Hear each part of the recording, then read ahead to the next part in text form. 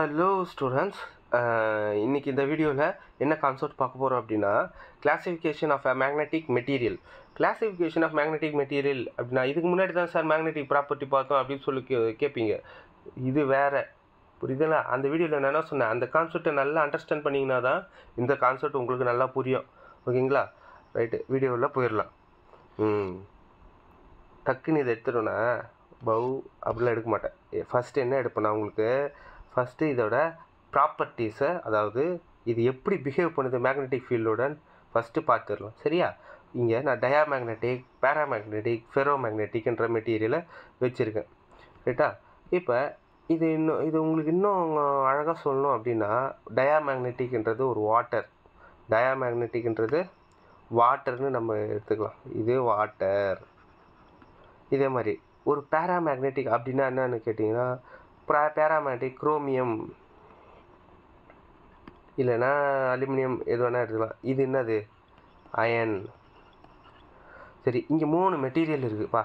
நான் என்ன பண்ணுறேன், தண்ணி இருக்குது. தண்ணி பக்கத்தில் மேக்னெட்டிக் ஃபீல்டு என்னடா முட்டா போய மாதிரி பேசிட்டுருக்க, தண்ணி எப்படி அட்ராக்ட் ஆகும் அப்படின்னு கேட்டிங்கன்னா, அதாவது அது என்ன பண்ணும், தண்ணி அட்ராக்ட் ஆகாது, ரிப்பல் ஆகும். சார் மேக்னெட்டு தான் சார் ரிப்பல் ஆகும் அப்படின்னு கேட்டிங்கன்னா, அப்படிலாம் இல்லை. வாட்டர் என்னது, ஒரு டயாமேக்னெட்டிக். அப்போ இங்கே என்ன ஆகுதுன்னா, ஒரு மேக்னெட்டிக் ஃபீல்டு நம்ம அப்ளை பண்ணும்போது அது என்ன பண்ணுதுன்னா, மேக்னெட்டிக் ஃபீல்டை அப்படியே தள்ளிடு, அதாவது ரிப்பல் பண்ணுது. பாருங்கள், ஒரு லைன் கூட உள்ளே அலோவ் பண்ண மாட்டுது. அவனுக்கு என்னது, வாய்க்கால் தகுறாரு மாதிரி அவன் அப்படியே பார்த்தும் பார்க்காத மாதிரி அப்படி சுற்றிட்டு போயிடுறாங்க. அப்போது inside the material none of the magnetic lines passes, அதாவது டு நாட் பாசஸ். ரைட்டா? அப்போ இங்கே பேராமேக்னெட்டிக் வாங்கலை, பேராமேக்னெட்டிக்கு குரோமியம். அப்போ இவங்க என்ன பண்ணுறாங்கன்னா, இப்போ தான் பக்கத்தில் புதுசாக வீடு கட்டின்னு வீட்டுக்கு வந்த மாதிரி வாடகைக்கு வந்த மாதிரி என்ன பண்ணுறாங்க, கொஞ்சம் காப்பி தூள் தாங்களேன், கொஞ்சம் குழம்பு தாங்களேன்ற மாதிரி வாசப்படியிலே நின்று கேட்குற மாதிரி லைட்டாக ஒரு 2 லைன் உள்ளே போயிட்டு வருது. சரியா? அப்போ மேக்னெட்டிக் ஃபீல்டு ஒரு பேராமேக்னெட்டிக் வைக்கும்போது அது என்னது, ஸ்லைட்லி, அதாவது வீக்லி அட்ராக்ட் ஆகுது. எதை பண்ணுது, மேக்னெட்டிக் ஃபீல்டை வீக்லி அட்ராக்ட் பண்ணுது. இங்கே ஃபெரோமேக்னெட்டிக் வார்த்தையில் அவர் என்ன பண்ணுவார், தாராள மனசு தம்பி என்ன பண்ணுவார், போகிற ஒரு எல்லா மேக்னெட்டிக் ஃபீல்டையும் வீட்டில் உட்கார வச்சு சோறு போடுற மாதிரி எல்லாரையும் வீட்டுக்கு வீட்டை பாருங்கன்ற மாதிரி எல்லாருமே இவர் வீட்டு உள்ளே போயிட்டு வருவாங்க. அதாவது வீட்டு உள்ளே போயிட்டு வராங்கன்னா வேறு மாதிரி எடுக்கக்கூடாது. சரிங்களா? இங்கே எல்லாருமே இவருக்கு இவர் ரொம்ப நல்ல மனசு அப்படின்னு அர்த்தம். புரியுதா? ரைட். ஃபெரோமேக்னெட்டிக் மெட்டீரியல் எல்லா லைன்ஸையும் அலோவ் பண்ணும். அப்போ நம்பர் ஆஃப் லைன்ஸ் இங்கே அதிகமாக இருக்குது, இங்கே ஒன்றுமே இல்லை, இங்கே ஓரளவு இருக்குது. இப்போ இதை வச்சு எழுதிடலாம் பாருங்கள் எல்லாமே. ரைட். இப்போ முன்னாடி போயிடலாம். மெட்டீரியல், அதாவது நான் இங்கே 3 மெட்டீரியல்ஸு எடுத்திருக்கேன். ஒன்று டயாமேக்னெட்டிக், ஒன்று பேராமேக்னெட்டிக், ஒன்று ஃபெரோமேக்னெட்டிக். சரிங்களா? இப்போ நான் இங்கே ஒரு 8 ப்ராப்பர்ட்டி எடுத்துகிட்டு வந்திருக்கேன். பாருங்களேன், 8 கண்டிஷன்.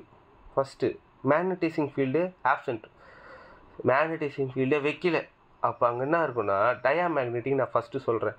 டயாமேக்னெட்டிக்ன்றவன் யாருன்னா, ஒரு அதாவது ரொம்ப ரவுடி கிளாஸ்ன்னு வச்சுங்க. ரவுடி கிளாஸ்னால் சாரை மதிக்கவே மாட்டானுங்க. அப்போ என்ன பண்ணுறானுங்கன்னா, கிளாஸில் சாரே இல்லை அப்படின்னா அவங்களோட கிளாஸில் அவங்க இருப்பானுங்களா, இருக்க மாட்டானுங்க. அவன் பிடிச்ச இடத்துக்கு போயிடுவான். ஒருத்தன் கிரவுண்டில் போய் விளையாடுவான், ஒருத்தன் எங்கன்னா போய் பேசின்னு இருப்பான், எதனா பண்ணின்னு இருப்பானுங்க. அப்போ அங்கே ஒரு எலக்ட்ரான், நான் ஸ்டூடெண்ட்ஸு தான் இங்கே எலக்ட்ரான் சொல்கிறேன், கிளாஸ் ரூமை என்ன சொல்கிறேன், மெட்டீரியல், அதாவது நம்ம எடுத்த மெட்டீரியல்னு சொல்லிக்கிறோம். டீச்சர் தான் மேக்னடைசிங் ஃபீல்டு. அப்போ டீச்சரே இல்லை அங்கே. அப்போ ஸ்டூடெண்ட்ஸ் எங்கே இருப்பாங்க, எலக்ட்ரான்ஸ்லாம் ஸ்டூடெண்ட்ஸில் இருக்க மாட்டாங்க. அப்போ அங்கே என்னதுன்னா, ஜீரோ மேக்னெட்டிக் மொமெண்ட். சிம்பிளாக உங்களுக்கு கான்செப்ட் படி சொல்லணும்னா, எல்லா எலக்ட்ரானும் ஆப்போசிட்டாக ஃபேஸ் பண்ணியிருக்கோம். அப்போ அதோட நெட் டைபோல் மொமெண்ட் என்னன்னா கேன்சல் ஆகிடும். ஓகேங்களா? அதே நம்ம பேராமேக்னெட்டிக் வாங்கல, இவன் ஓரளவுக்கு நல்ல கிளாஸு, ஒரு ஆவரேஜ் கிளாஸ்ன்னு நினச்சிங்க. சார் இல்லைன்னா கூட உள்ளதான் உட்காந்து பேசின்னு இருப்பான். ஆனால் எனக்கு கொஞ்சம் ரேண்டம் அலைன்மெண்ட்டாக இருக்குது. எல்லாருமே ரேண்டம் அலைன்மெண்ட்டாக இருக்கிறாங்க. சார் எல்லா கிளாஸ் எடுக்க போகிறேன், எல்லாம் எங்கள் கவனிங்க அப்படின்னோடனே என்ன பண்ணுவாங்க அப்படின்னா, சரிங்க சரி நான் பேராமேக்னெட்டிக் வந்துட்டேன், டயாமேக்னெட்டிக். இப்போ நான் இந்த டயாமேக்னெட்டிக்கை மேக்னடைசிங் ஃபீல்டில் வைக்கிறேன். அப்போ என்ன ஆகும் அப்படின்னா, டப்புன்னு என்ன பண்ணுவாங்க, இவங்களுக்கு சார் பார்த்தால் பயம், எல்லாருக்கும் சார் பார்த்து பயம் இருக்கும். என்ன மாதிரி ஸ்ட்ரிக்டான சாருன்னா ரொம்ப பயப்படுவாங்க பசங்க, புரியுதுங்களா? அப்போ டயாமேக்னெட்டிக்னா, நான் டயாமேக்னெட்டிக் வந்து ஒரு மேக்னட்டிசிங் ஃபீல்டில் வைக்கிறேன்னா, ஸ்டூடெண்ட்ஸ் எல்லாம் என்ன பண்ணுவாங்க, எனக்கு வந்து கிளாஸில் உட்காந்து எனக்கு ஆப்போசிட்டாக உட்காருவாங்க. ஏன்னா அப்போ தானே அவங்க கவனிப்பாங்க, புரியுதா?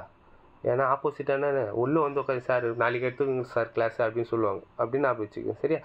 டயாமேக்னெட்டிக் மெட்டீரியல் மேக்னடைசிங் ஃபீல்டு இல்லைன்னா நெட் டைபோல் ஜீரோ டைபோல் மொமெண்ட்டாக இருக்கும். அதே மேக்னடைசிங் ஃபீல்டில் வச்சோன்னா அது மேக்னெட்டிக் மொமெண்ட் எப்படி இருக்கும், completely opposite to the magnetic field.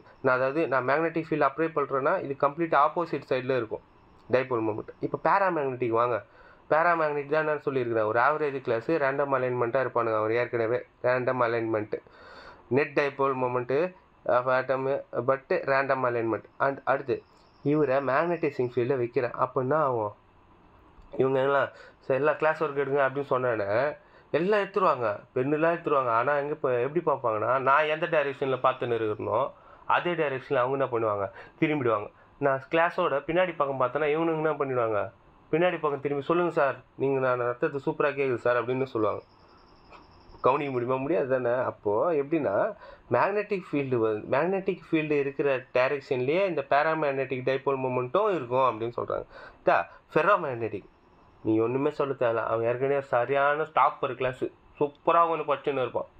நான் எப்போ மேக்னெட்டிக் ஃபீல்டு வரணும் அப்போ வந்து நான் அது எல்லாருமே பயங்கரமாக என்னோட கிளாஸை கவனிக்கிறாங்க அப்படின்னு அர்த்தம், சரியா? என்னோடய கிளாஸை கவனிக்கிறாங்க. அதுவும் இல்லாமல் இவனுக்கு நான் சொல்லியே தர தேவையில்லை, அவனே திரும்பி டோட்டலாக திரும்பி உட்காந்து படிச்சுன்னு இருப்பான். அப்படின்ற மாதிரி பேராமேக்னெட்டிக் மாதிரியும் இவனும் என்ன, அது மேக்னடைசிங் ஃபீல்டு இருக்கிற டைரெக்ஷன்லேயே இவனும் இருப்பான் அப்படின்னு அர்த்தம்.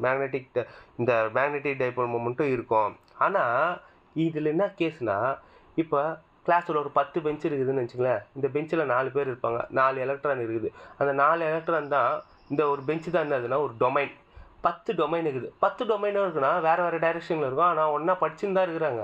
ஆனால் சார் வந்தோடனே என்ன பண்ணுறாங்க, பெஞ்சில் ஒரே அரேஞ்ச்மெண்ட்டில் போட்டு சார்ட்டு இருக்கிற திசை, அதாவது சார் எந்த டைரெக்ஷனில் பார்க்குறாரோ அதே டைரெக்ஷனில் எல்லோரும் பார்ப்பாங்க, சரியா?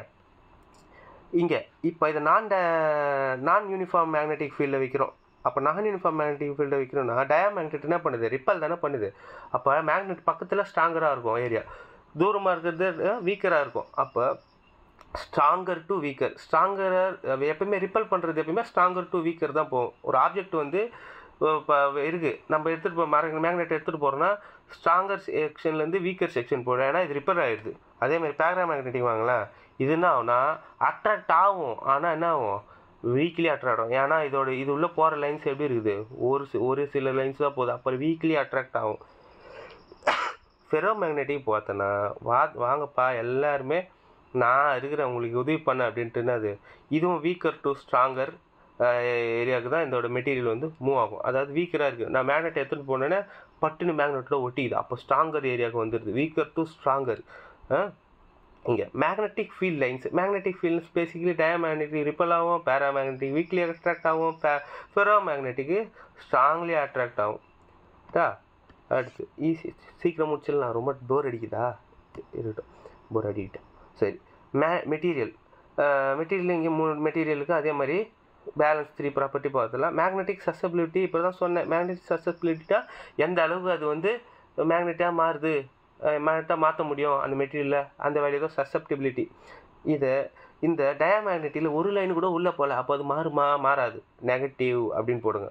அதோட வேல்யூ எப்படி இருக்கும், சசப்டிபிலிட்டி வேல்யூ நெகட்டிவாக இருக்கும், நெகட்டிவில் இருக்கும், -1 × 10⁶ அது மாதிரி எதனா ஒரு நெகட்டிவ் சைனில் இருக்கும் value, right.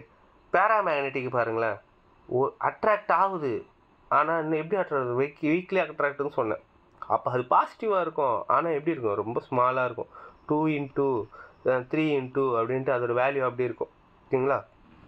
Ferro magnetic positive, பயங்கர லார்ஜ், சரியா, பயங்கர பாசிட்டிவாக இருப்பார் ferro magnetic, right. Magnetic permeability எந்த அளவுக்கு அந்த மெட்டீரியல் உள்ள மேக்னெட்டிக் ஃபீல்டு வந்து உள்ள அலோவ் பண்ணுது. அப்போ இதை நம்ம எப்படி சொல்லலாம்னா இதே பாயிண்ட்ஸ் இங்கே எழுதலாம், பட் நம்ம புக்கில் என்ன பாயிண்ட்ஸ் கொடுத்துருக்காங்க, லெஸர் தேன் யூனிட்டினா 1. அப்போ இங்கே ஒரு லைன் கூட போகல, அப்போ அது என்ன சொல்லலாம், லெஸர் தேன் யூனிட்டி, ஒரு லைன் கூட உள்ளே போகல, பாருங்களேன், ஒரு லைன் கூட உள்ளே போகல, ஒரு லைன் கூட உள்ளே அலோவ் பண்ணல. சரியா? அதே மாதிரி பேராமேக்னெட்டிக் பாரு 2-3 லைன் உள்ளே போகுதுப்பா. இவரை கம்பேர் பண்ணும்போது இவர் கிரேட்ரு. சரியா? கிரேட்டர் தான் ஒன்றோட கிரேட்டராக தான் இருக்கும், அதுக்குன்னு ஒன்று கம்மியாக இருக்காது. அடுத்து ஃபெர்ரோமேக்னெட்டிக் எல்லாருமே உள்ளதான்ப்பா இருப்பானுங்க, எல்லா மேக்னெட்டிக் ஃபீல்டும் உள்ளதாக இருக்கும். அதே மாதிரி சசப்டிபிலிட்டி டிபெண்ட்ஸ் அப்பான். சசப்டிலிட்டி எதை டிபெண்ட் பண்ணியிருக்கோம் அப்படின்னா, டயாமேக்னெட்டிக் வந்து நான் வாட்டர்னு சொன்னேன். நீ வாட்டரை என்ன தான் ஹீட் பண்ணு இல்லைன்னா கோல்ட் பண்ணு, அது வந்து என்ன தான் ரிப்பல் தான் ஆகும். அது எப்படின்னு நீ கோல்டாக இருந்தால் அட்ராக்ட் ஆகும், ஹீட்டாக இருந்தால் ரிப்பல் ஆகும்லாம் இல்லை. அது எப்படி இருந்தாலும்னா அது ரிப்பல் தான் ஆகும். அப்போ டெம்பரேச்சர்னு அது இங்கே இண்டிபெண்ட், டெம்பரேச்சருக்கு அங்கே வேல்யூயே இல்லைன்னு அர்த்தம். சரியா? பேராமேக்னெட்டிக்னா என்னன்னா, இந்த பேராமேக்னெட்டிக்கும் ஃபெரோமேக்னெட்டிக்கும் நம்ம ஹீட் பண்ணணும்னு வச்சிங்களேன், அதோட கம்ப்ளீட்லி அந்த ப்ராப்பர்ட்டியை வந்து மேக்னெட்டிக் ப்ராப்பர்ட்டியை லாஸ் பண்ணிடும். ஏன்னா எல்லாம் ரேண்டம் அலைன்மெண்ட்டாக இருக்காங்களா, இந்த மேக்னெட்டிக் ஃபீல்டு கொடுத்தோன்னு மேக்னெட்டிக் ஃபீல்டு கொடுத்தோன்னு என்ன ஆகுது, எல்லாம் ஸ்ட்ரெயிட்டாக அரேஞ்ச் ஆகிடுறாங்க. இப்போ நம்ம எப்போ ஹீட் பண்ணுறோமோ அந்த அரேஞ்ச்மெண்ட்டுன்னு டிஸ்டர்ப் ஆகிடும். அப்போ வந்து அதோட மேக்னெட்டிக் ப்ராப்பர்ட்டி அது லாஸ் பண்ணிடும். எதுக்கு? பேராமேக்னெட்டிக்கோ ஃபெரோமேக்னெட்டிக்கோ ரெண்டுத்துக்குமே. அது இதோட எக்ஸாம்பிள் அது டயமேக்னெட்டிக்கோட example water, copper. Paramagnetic example aluminium, chromium. Ferromagnetic வந்து அயன், நிக்கல் எழுதலாம். இல்லை இந்த வீடியோ உங்களுக்கு புரியுது, ஏன்னா நான் ஷார்ட்டாக உங்களுக்கு எப்படி ஸ்வீட்டாக சொல்லணுமோ அது மாதிரி ஸ்வீட்டாக சொல்கிறேன். உங்களுக்கு புரியலன்னா கமெண்ட் பண்ணுங்கள், புரிஞ்சுதுன்னா பசங்களுக்கு ஷேர் பண்ணுங்கள், உங்கள் ஃப்ரெண்ட்ஸுக்கு ஷேர் பண்ணுங்கள். சார் வந்து இங்கே ஒரு 10 பயங்கரமாக எடுக்கிறாரு அப்படின்னு நானே சொல்லக்கூடாது, இருந்தாலும் சொல்லிக்கிறேன். சரியா? நம்ம பாசிட்டிவாக இருக்கணும்ப்பா ஃபெரோமேக்னெட் மாதிரி. சரியா? ரைட். இந்த வீடியோ இந்த பிடிஎஃபோட லிங்க் வந்து டிஸ்கிரிப்ஷனில் இருக்குது, வேணுன்றவங்க டவுன்லோட் பண்ணிக்கோங்க. தேங்க்யூ.